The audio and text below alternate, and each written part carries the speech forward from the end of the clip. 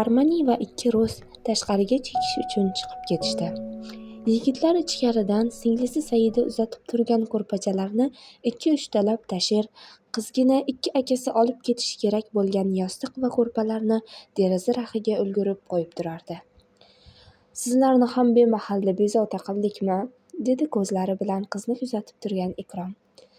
"Ha, aytgancha, bu qizim Saida, 3 o'g'ildan keyin ko'rgan yakkayu yagona qizim", dedi ota mehmonga uni tanishtirgan bo'lib. Saida boshini ko'tarib mehmonga salom berdi. Ro'parasidagi odam ham unga qarab jilmaygancha alik oldi. Ertalab mehmonlar turishiga Saida mehmonxonaga o'zi dasturxon tuzadi. O'girilib qaymoq piyolachalarga solayotganda dimog'iga shirin atirning isi urildi. Hurkak kiyikdek asta yonboshiga ko'z tashlarkan, Saida yonida turgan mehmonni ko'rib ajablandi. "Saidaxon, yaxshimisiz?" Qiz ham darrov salom berdi. Bir ilqis ularning ko'zlari to'qnashdi. Shundan so'ng uyalib, shoshgancha mehmonxonadan chiqib ketdi. Armani va anavi ikki rus odami yuvinib kelguncha Ikrom Nabi akaning yonida o'tirdi.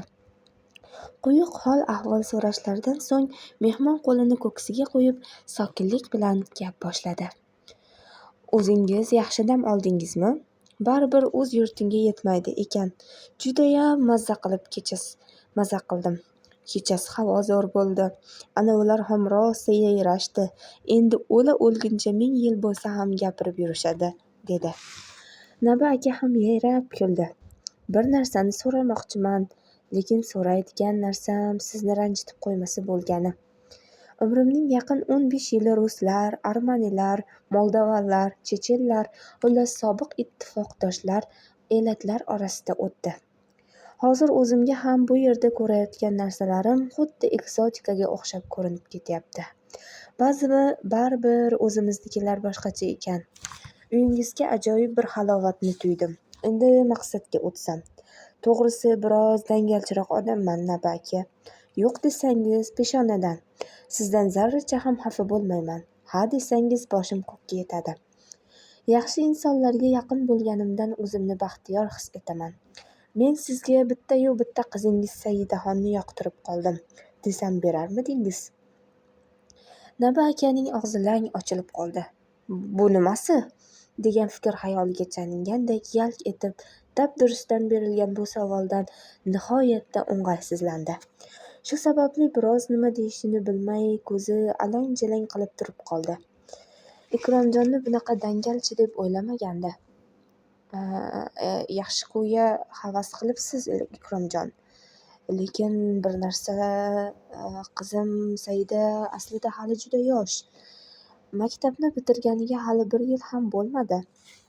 Ikromboy noto'g'ri so'zlab qo'yganini sezib, darrov mezbonning tirsaklarini siqdi. "Xo'p bo'ladi, tushundim. Yo'q, Ikromjon, siz ham bizga juda ma'qul keldingiz. Faqat dabdurustdan. Rahmat, bu gapingiz ham to'g'ri. Ma'zur tuting, Nabi aka, juda noto'g'ri gap aytib qo'ydim." O'rtaga g'alati sukunat cho'kdi. To yuvinib yo'lakdayoq hangomasini boshlab kelib kelayotgan Artemiy kelguncha. Ikkalalari ham ignaning ustida o'tirgandek zo'rg'a o'tirishdi. Nonushtadan keyin mehmonlar ketishga hozirlik ko'ra boshlashdi. Boyadan beri hijolatparazligi tarqamagan Ikromboy ruxsat so'rab yo'lakdagi rayhonlar shoxidan dastlab uzib oldi. Ketish oldidan uning ichkarida qolgan Saidaning xonasi tomonga bir-ikki qarab qo'yayotganini kuzatib turgan Nabi aka negadir ichidan g'ijindi. Nihoyat qo'l siqishlar tugab, jim o'rnidan qo'zg'oldi. Xayoli parishon turgan dadasiga Nurbek hayron bo'lib gap qotdi. "Dada, sizga nima bo'ldi? Nimadandir o'zgarib qolgandeksiz. Tinchlikmi? Bu odamlar bizga shuncha narsa olib kelishganda hech yo'q bitta tarvuz solib ham bervormabmiz-a?" Otasi esa nima bo'lsa bo'lar degandek qo'lini bir silkib qo'ydi. U hali ham izzatini qilib to'rga chiqargan odamning dabdurustdan aytgan gapini hazm qilolmayotgan edi. Nabi aka tushgacha bir joyda o'y surib o'tirib, axiyri ayoli va katta o'g'li Nurbekni yoniga chaqirdi. "Saida kecha hovliga chiqqanmidi?" Sinovchan ko'z tashladi u ayoli Saodat opaga. Yo'q, kecha uxlash oldidan o'zingiz ko'rganingizcha mehmonlarga bu qizim Saida deya tanishtirdingiz-ku. Shu bo'yi ko'ringani yo'q. Bugun ertalab esa mehmonxonaga dasturxon tuzadi. Nima gap, tinchlikmi dadasi? Ota ertalab Ikromboyning dabdurustdan bildirib o'tgan taklifini ularga sekingina ochiqladi. Bu gapdan ona hayron bo'lib qoldi. O'g'ilning esa birdan chirog'i yondi. Dada, bu odam rosa zo'r odam-da, baquvvat odam. Hayotda o'zini ancha tutib olgan. Hammasi yaxshi-yu, biroq... Bo'ldi bas, Saida eshitmasin. Uning gapini shart bo'ldi Naba aka.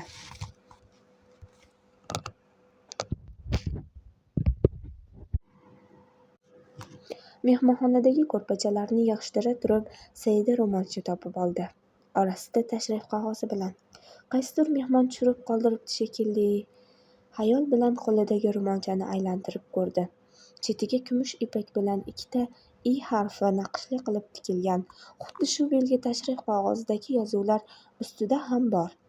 Ostiga Ikram Ilyasovich nomi va bir talay raqam va manzillar yozilgandi. Quyosh cho'kayotgan paytda akalaridan ruxsat so'rab, dugonasi Dildoranikiga bormoqchi bo'ldi.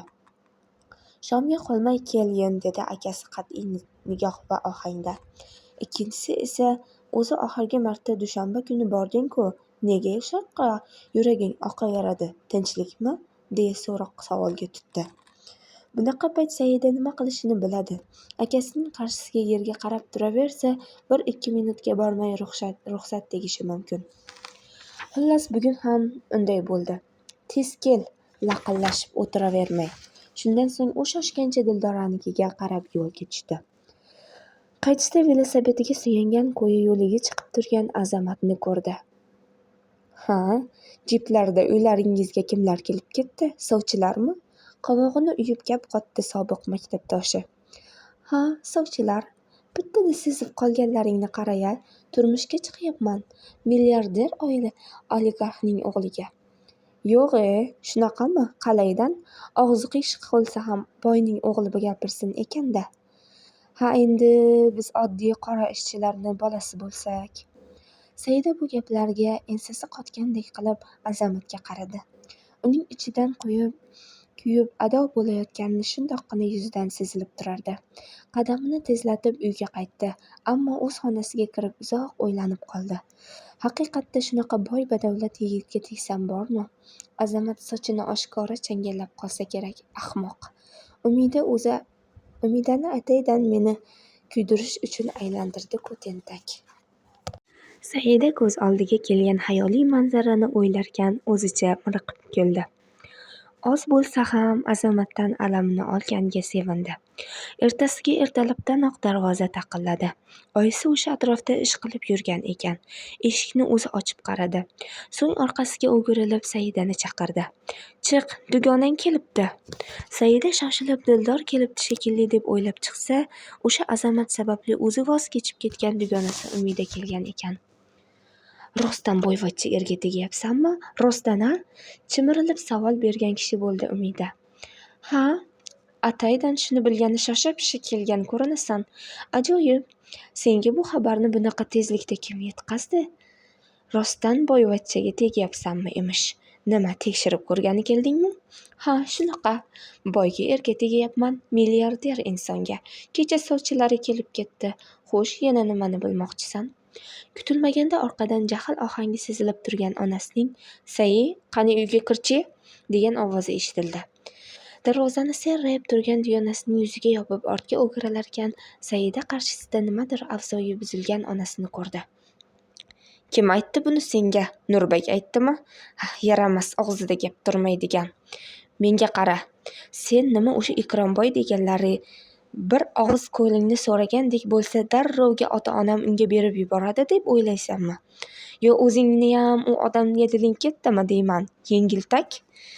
Kecha u bilan qayerda ishni bunchalik pishitdingki, darrov u ham otangga seni so'rab og'iz so'la qolibdi.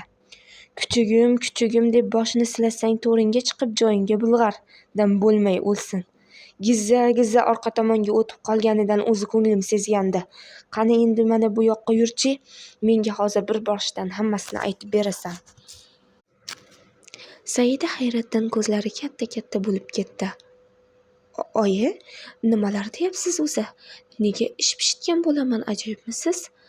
Endi shu gapga ham siz ham ishoning, xo'pmi? U mehmonlaringizni otamga nima degani bilan nima ishim bor? Oldilariga atigi bir marta ertalab nonushtalarini tayyorlab berish uchun chiqdim xolos-ku. Buni o'zingiz ham bilasiz. O'zingni oqlama. Kechaning o'zidayoq otangga o'sha Ikrom qizingizni yoqtirib qoldim debdi. O'z og'zi bilan-a? To'g'ri, boydir, yaxshi odamdir, ammo bu gapni bejizdab durustdan aytilmagani aniq. Otang bechora nima deyishni bilmay qolibdilar. Birov uyiga mehmon bo'lib kelsin-da, bir hovlini oyoqlab kelib, og'zi qulog'ida xuddiki kimdandir va'dani quyuq qilib olib qo'ygandek birdan otaga qizi uchun og'iz solsa. Onasining so'zlaridan Saidaning xayollari butkul to'zg'ib ketdi.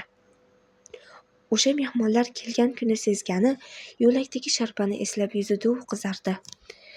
Bir haftadan keyin Saidaning ikki akasi yana ishlash uchun Rossiyaga jo'nab ketishdi.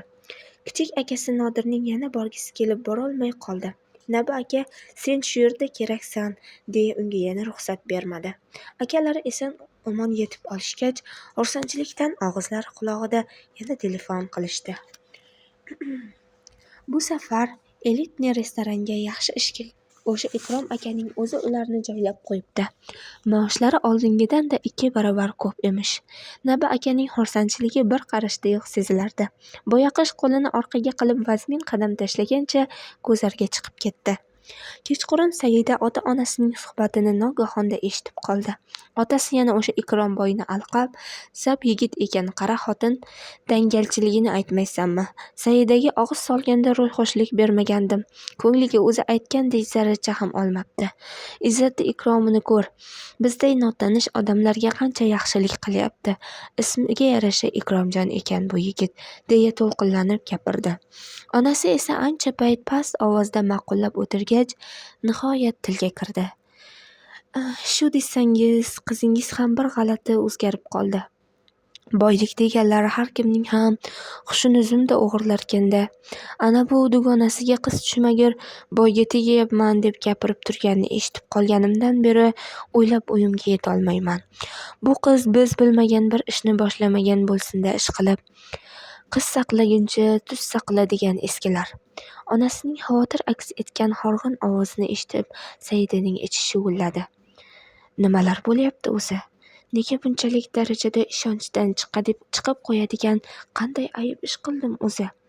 Saida uzoq o'ylanib qoldi. Chuvalashib ketgan xayollarini oxiri ko'rinay demasdi. O'y suraverib, tiqqa nafas bo'lganidan yaxshi xayollar bilan o'zini biroz chalg'itgisi keldi.